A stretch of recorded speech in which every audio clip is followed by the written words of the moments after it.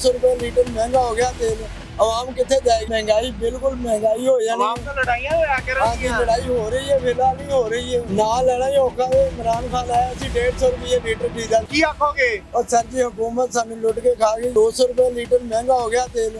आवाम कितने जाएगी? पहले ਅਸੀਂ किराया ਵਧਾ ਦਿੱਤੇ ਨੇ ਹਾਂ ਤੇ ਹੁਣ 200 ਰੁਪਏ ਲੀਟਰ ਹੋ ਗਿਆ ਤੇ ਸਾਫ ਜ਼ਾਹਿਰ ਜਿੱਥੇ 10000 ਲੈਂਦੇ ਆ ਉੱਥੇ ਅਸੀਂ 14000 ਕਿਰਾਇਆ ਲੈਣਾ ਹਾਂ ਤੇ ਫਿਰ ਵੀ ਤੇ ਗੱਲ ਬੰਨੀ ਮਹਿੰਗਾਈ ਬਿਲਕੁਲ ਮਹਿੰਗਾਈ ਹੋ ਜਾਣੀ ਆਵਾਮ ਤਾਂ ਲੜਾਈਆਂ ਹੋਇਆ ਹਾਂ ਕਰਨ ਜੀ ਲੜਾਈ ਹੋ ਰਹੀ ਹੈ ਫਿਲਹਾਲ ਨਹੀਂ ਹੋ ਰਹੀ ਹੈ ਅੱਛਾ ਤੇ ਲੜਾਈ ਹੋ ਰਹੀ ਹੈ ਕੋਈ ਐਸਾ ਬਿਲਕੁਲ ਲੀਡਰ ਆਇਆ ਹੋਵੇ ਜਿਹਨੇ ਆਵਾਮ ਦਾ ਕਦੀ ਸੋਚਿਆ ਹੋਵੇ ਕੋਈ ਬੰਦਾ ਸੀਗਾ ਐਸਾ ਸਰ ਜੀ ਨਾ ਲੈਣਾ ਹੀ ਔਖਾ ਹੈ। ਇਮਰਾਨ ਖਾਨ ਆਇਆ ਸੀ 150 ਰੁਪਏ ਲੀਟਰ ਡੀਜ਼ਲ ਸੀ ਲੋਕ ਨਾ ਦੇਣਾ ਕਿਉਂ ਔਖਾ ਜੇ ਉਹ ਸਰ ਜੀ ਬਸ ਨਾ ਪੁੱਛੇ ਤੁਹਾਨੂੰ ਪਤਾ ਹੀ ਹੈ ਕੀ ਹਾਲ ਹੋ ਰਿਹਾ ਨੇ ਕੀ ਹਾਲ ਹੈ ਹਾਂ ਤੁਹਾਨੂੰ ਪਤਾ ਹੀ ਹੈ ਇਮਰਾਨ ਖਾਨ ਦਾ ਨਾਮ ਲੈ ਲਓ ਤੇ ਕੀ ਹਾਲ ਹੁੰਦਾ ਹੈ ਤੁਹਾਨੂੰ ਨਹੀਂ 200 ਰੁਪਏ ਲੀਟਰ ਮਹਿੰਗਾ ਹੋ ਗਿਆ ਤੇਲ।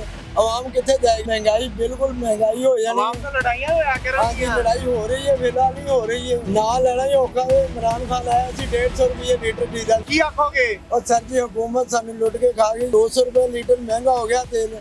आवाम कितने जाएगी? पहले ਅਸੀਂ ਕਿਰਾਏ ਵਧਾ ਦਿੱਤੇ ਨੇ ਹਾਂ ਤੇ ਹੁਣ 200 ਰੁਪਏ ਲੀਟਰ ਹੋ ਗਿਆ ਤੇ ਸਾਫ ਜ਼ਾਹਿਰ ਹੈ ਜਿੱਥੇ 10000 ਲੈਂਦੇ ਆ ਉੱਥੇ ਅਸੀਂ 14000 ਕਿਰਾਇਆ ਲੈਣਾ ਹਾਂ ਤੇ ਫਿਰ ਵੀ ਤੇ ਗੱਲ ਬੰਨੀ ਮਹਿੰਗਾਈ ਬਿਲकुल ਮਹਿੰਗਾਈ ਹੋ ਜਾਣੀ ਆਵਾਮ ਤਾਂ ਲੜਾਈਆਂ ਹੋਇਆ ਹਾਂ ਕਰਨ ਜੀ ਲੜਾਈ ਹੋ ਰਹੀ ਹੈ ਫਿਲਹਾਲ ਨਹੀਂ ਹੋ ਰਹੀ ਹੈ ਅੱਛਾ ਤੇ ਲੜਾਈ ਹੋ ਰਹੀ ਹੈ ਕੋਈ ਐਸਾ ਬਿਲਕੁਲ ਲੀਡਰ ਆਇਆ ਹੋਵੇ ਜਿਹਨੇ ਆਵਾਮ ਦਾ ਕਦੀ ਸੋਚਿਆ ਹੋਵੇ ਕੋਈ ਬੰਦਾ ਸੀਗਾ ਐਸਾ ਸਰ ਜੀ ਨਾ ਲੈਣਾ ਹੀ ਔਖਾ ਹੈ। ਇਮਰਾਨ ਖਾਨ ਆਇਆ ਸੀ 150 ਰੁਪਏ ਲੀਟਰ ਡੀਜ਼ਲ ਸੀ ਲੋਕ ਨਾ ਦੇਣਾ ਕਿਉਂ ਔਖਾ ਜੇ ਉਹ ਸਰ ਜੀ ਬਸ ਨਾ ਪੁੱਛੇ ਤੁਹਾਨੂੰ ਪਤਾ ਹੀ ਹੈ ਕੀ ਹਾਲ ਹੋ ਰਿਹਾ